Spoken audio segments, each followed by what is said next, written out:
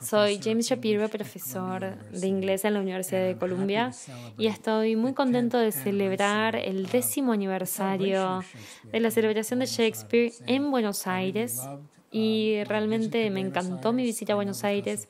Sé que debido a COVID no puedo estar y volver a hablarles a ustedes en persona, pero para mí es un honor estar hablándoles de esta manera en celebración por el gran logro del 10º aniversario, por reconocer a Shakespeare y hacerlo parte de la conversación cultural.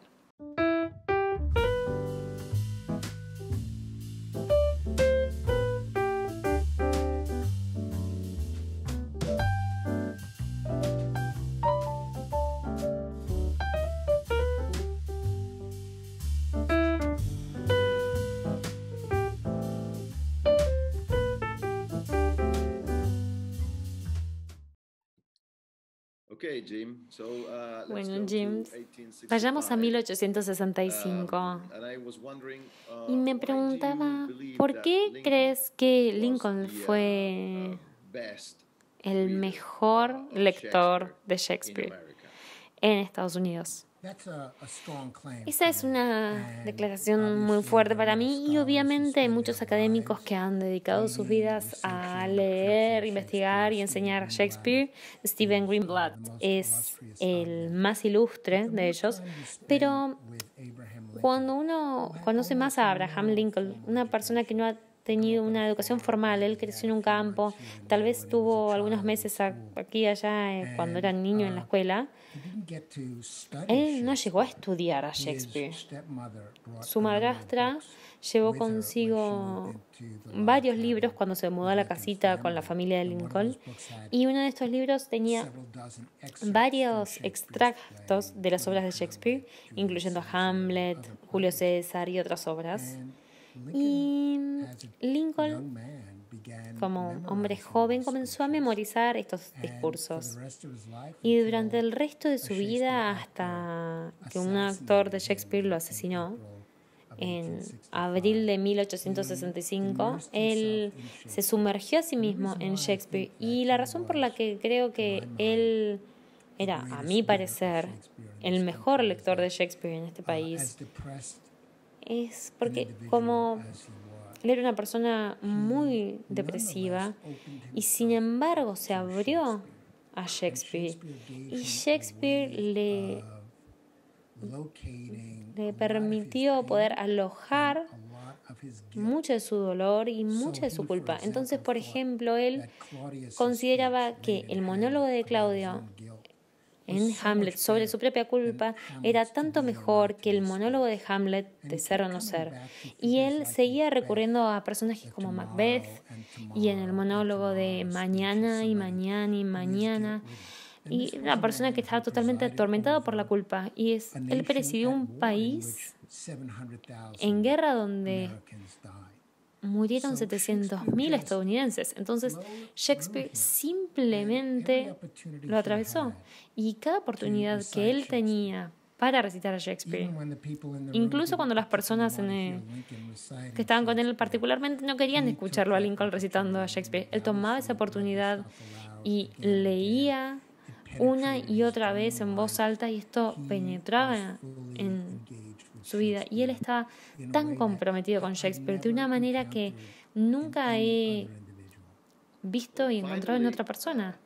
Bueno, al final Lincoln tuvo un final trágico.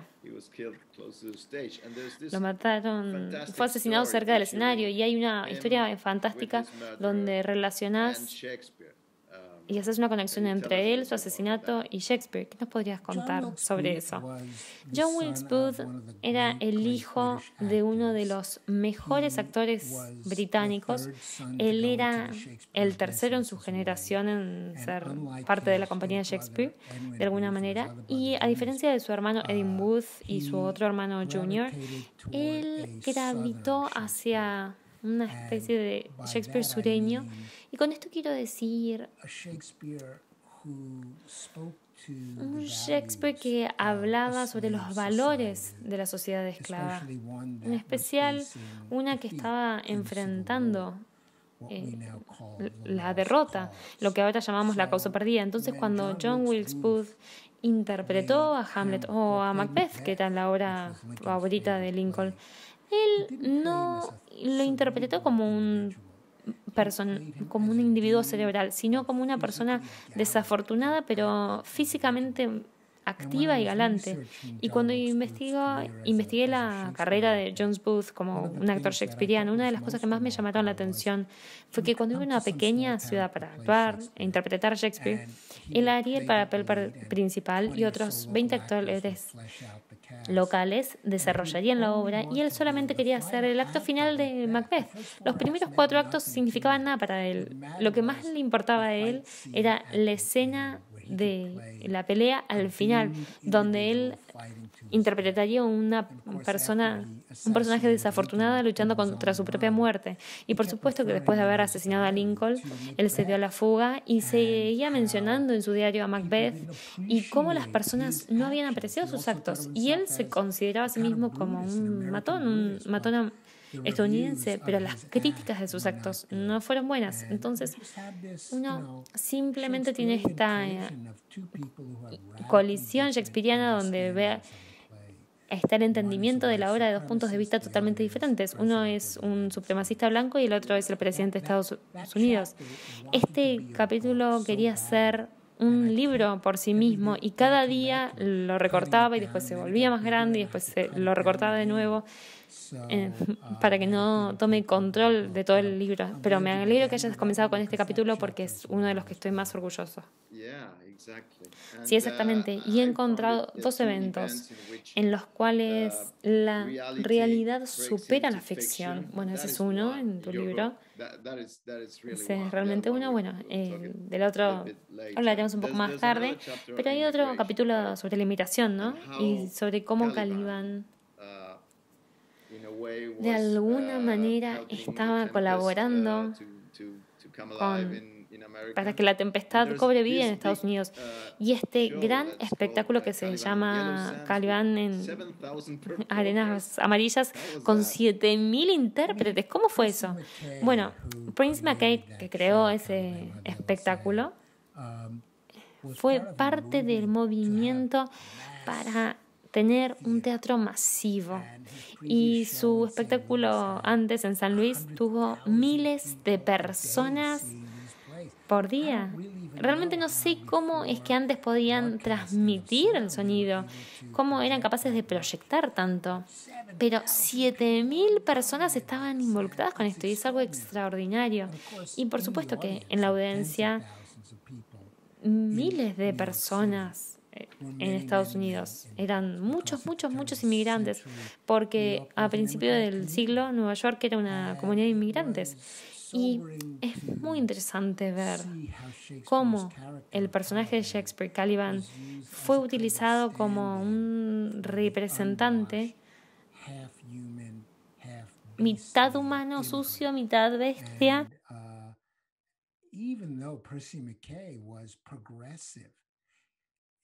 Incluso Percy McKay, que era muy progresista, él no podía ver y no se imaginaba cómo estos inmigrantes se integrarían por completo en la cultura estadounidense. Entonces, su Caliban está siempre y continuamente amenazando con violar a Miranda y nunca aprende su elección. Y vivir bajo el mandato de Trump en Estados Unidos, donde el expresidente de Estados Unidos continúa hablando y diciendo que las personas de Centroamérica vienen a Estados Unidos para violar a nuestras mujeres. Fue algo muy difícil escribir ese capítulo sin pensar en el legado que tenía sobre su pensamiento sobre la inmigración, porque es muy fácil olvidar que hasta 1900 Estados Unidos tenía las puertas abiertas para cualquier persona que esté huyendo de alguna persecución religiosa o política entrar al país, incluyendo a mis antepasados y a los antepasados de Donald Trump.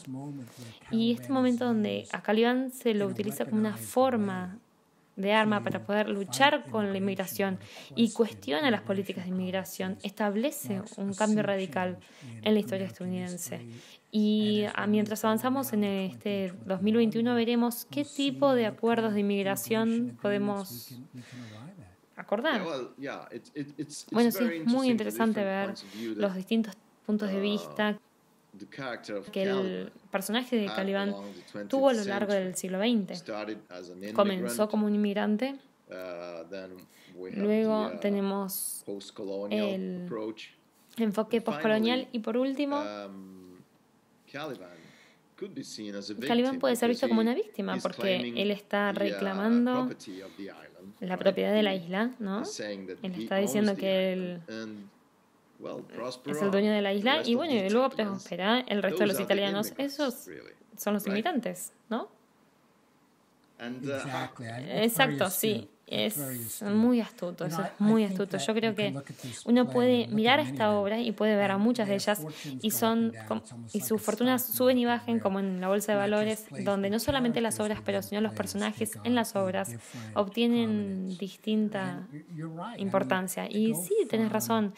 Y ir desde un Caliban, que es una bestia, a fin del siglo XIX, en Londres, los actores shakespearianos iban al zoológico para estudiar los primates, para poder aprender cómo interpretar a Caliban. Y hoy en día Caliban es, como has dicho, el arquetipo de víctima, en una cultura que está fascinada tal vez demasiado fascinada con la victimización. Entonces, una vez más, Shakespeare nos permite ver lo que de otra forma no veríamos tan claramente, que es el cambio de valores en una cultura. Bueno, y eso me lleva a pensar en el contexto de las obras de Shakespeare hoy en día. Tenemos a Caliban, como has dicho, pero también tenemos a Otelo, La Fierecilla y todos estos movimientos sociales de las vidas negras importan, yo también, y esto que ahora que está llamado como la cultura de cancelación. ¿Cómo pensás que Shakespeare debería navegar esto? Bueno, es una gran pregunta y probablemente es la pregunta principal que cualquier persona que enseña, interpreta o escribe sobre Shakespeare hoy en día enfrenta. Tengo muy buenos amigos que son académicos de Shakespeare y que sostienen que Otelo, y menos frecuentemente El Mercader de Venecia, no debe ser montada. Son obras que no deben ser montadas. Entonces, yo no creo en esto, no coincido.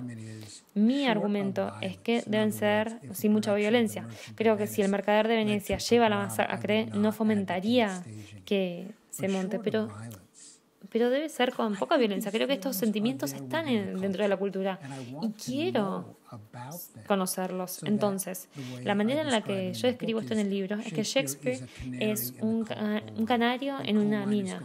Cuando los mineros van abajo de la tierra y se quieren asegurar de que no haya aire tóxico, ponen un canario en una caja, en una jaula, y si ese canario muere, es momento de salir de ahí porque el aire está muy tóxico. Yo me siento así con respecto a Estados Unidos. Shakespeare es ese canario. Cuando las cosas se están volviendo muy tóxicas aquí, y en este momento está ocurriendo eso, bajo el mandato de Donald Trump, es momento de huir. Como mis antepasados huyeron de su país, soy estadounidense y soy muy patriótico, pero si llega el momento y uno debe huir, bueno, lo debe hacer. Entonces, estoy nervioso sobre la cultura de cancelación. Ha cambiado la manera en la que las producciones se discuten, ha cambiado la manera en la que uno enseña Shakespeare. En una cultura sensible a la microagresión, Shakespeare es macroagresión. Las personas son violadas, son decapitadas, son exiliadas, son torturadas, les arrancan los ojos en estas obras. Entonces, cuando enseño Shakespeare, traigo una copia del primer folio, el primer día de clases, y les digo, algunos de ustedes tal vez prefieren advertencias. Este volumen es un disparador masivo de cada acto terrible que un ser humano puede hacer. Y si no están cómodos con esto, tomen otra clase, porque Shakespeare está luchando con cosas que, bueno, no sé cómo ponerla de esta forma, pero que la cultura de cancelación no puede lidiar. Y no me interesa cancelar, a mí me interesa confrontar, porque eso es lo que hace el teatro. Bueno, sí, exactamente. Y luego he señalado un segundo evento en el cual la realidad supera la ficción. Y eso fue en la producción de Julio César en el Teatro Público. ¿Te gustaría compartir con nosotros esa experiencia? Sí, claro. Justo después de la elección de Donald Trump en 2016, en noviembre de 2016, me llamaron para trabajar en el Teatro Público, donde soy el académico de Shakespeare en residencia, y fue el director Oscar Eustius. Él es una gran persona, es un visionario de la izquierda, y probablemente abriría su billetera y te mostraría la tarjeta del Partido Comunista de su mamá, la tarjeta roja de los años 30.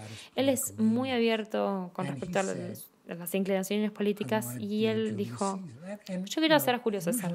Y a mí generalmente me llaman en las producciones porque algunos directores no se sienten muy confiables con respecto a hacer algunos recortes. Entonces, parte de mi trabajo es proveerles un recorte junto con ellos, y Oscar ha hecho la obra 3 veces antes. Entonces creo que simplemente quería compartir sus ideas conmigo, y él lo había pensado muy bien. Y en su visión de la obra, él quería desafiar a la mayoría del público liberal de Nueva York para confrontar sus deseos. Y sus deseos serían: él quería tener un actor que se vea justo como Donald Trump y que interprete a Julio César y que sea asesinado en el escenario, y la mujer de Trump sería interpretada por una mujer que sea como ella y que tenga ese acento de Europa del Este.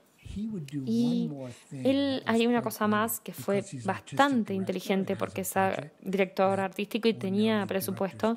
Generalmente los directores no lo tienen. Él contrató a 50 actores más para que se sienten en silencio en esta producción moderna, entre el público, dispersos entre el público, y en el momento en que el matón y los conspiradores asesinaron a este César parecido a Trump, se paraban de a uno y de a dos y comenzaban a gritar, a chillar y a reprender a los conspiradores por lo que habían hecho.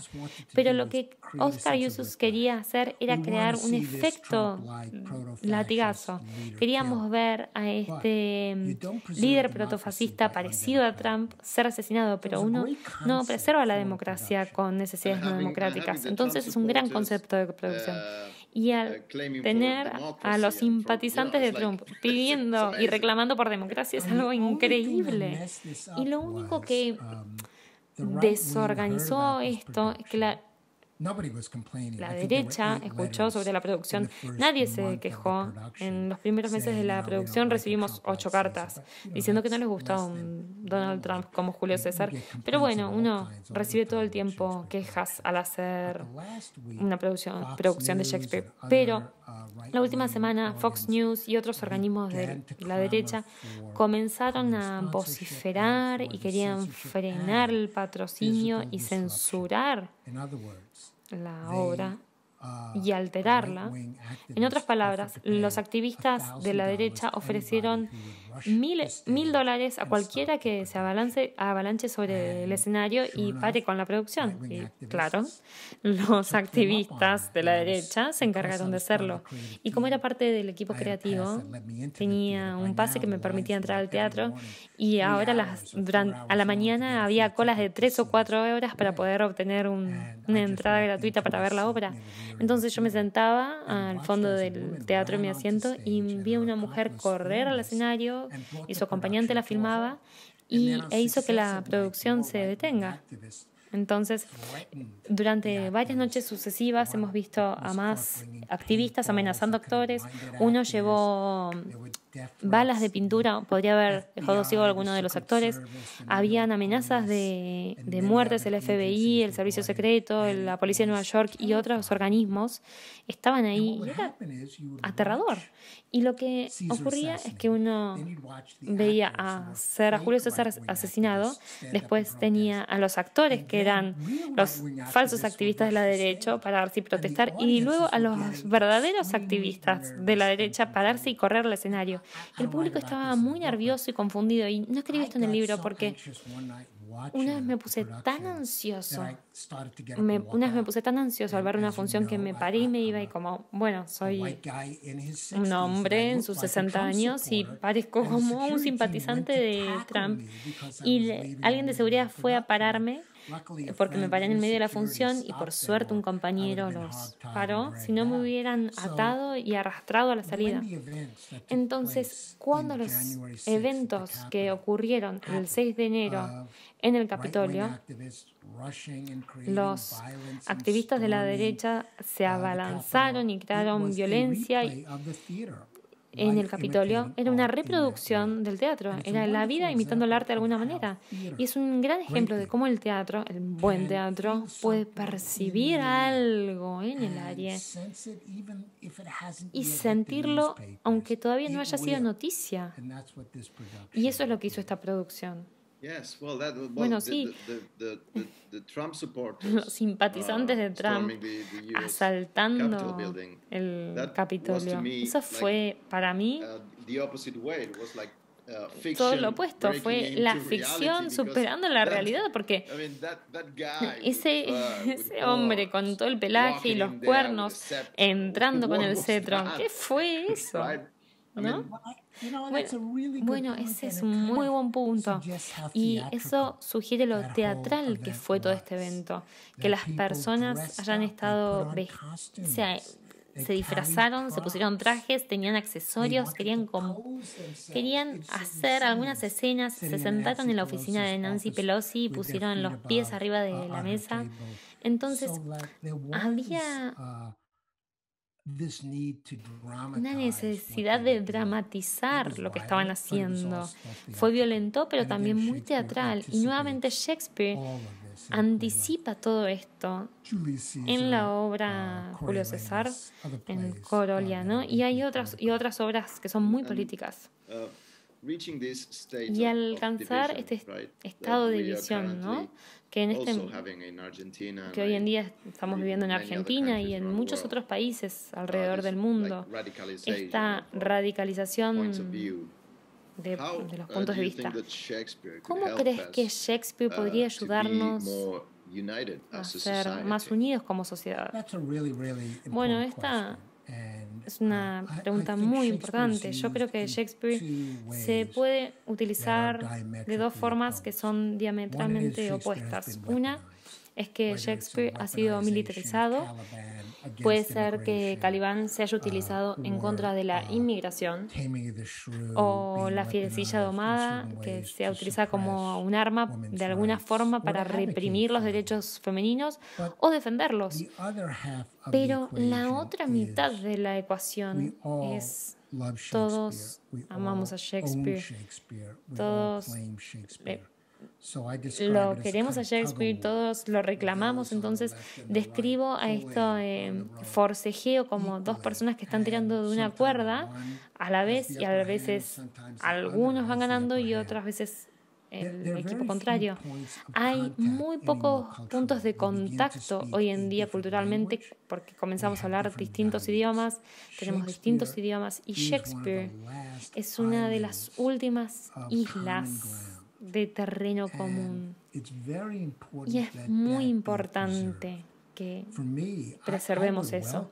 Para mí, yo aceptaría una producción del Partido Conservador o incluso de la derecha de Shakespeare. Me pueden llegar a ofender, pero también me harían ver algo de una perspectiva que de otra forma no estaría dispuesto a ver. Y a menos que podamos preservar a Shakespeare, que es universalmente valorado, tomamos el mismo riesgo de lo que ocurrió en la época de Shakespeare, en 1642, cuando tiraron abajo el Teatro del Globo y el teatro terminó. Y había revolución y violencia, y lo hubo durante los próximos 20 años hasta que Shakespeare pudo volver a los escenarios en Londres y en el resto del mundo. Entonces, no hay una respuesta fácil a esa pregunta, es la pregunta correcta.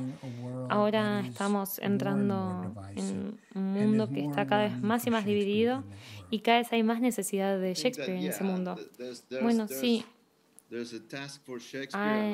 hay una tarea para Shakespeare y también para los shakespearianos, ¿no? Yo creo eso porque al final del día eso es lo que estamos... Es por lo que estamos trabajando, ¿no? Sí, lo es. Y necesitamos buenos directores, necesitamos a personas como vos que trabajan entre culturas, argentina, estadounidense, británica, que son internacionales, porque Shakespeare es tanto local como internacional en este momento y necesitamos valorarlo en todos esos aspectos. Y yo creo que vos sos uno, y veo en vos esa capacidad de liderazgo. Bueno, muchas gracias, Jim, por compartir tu conocimiento.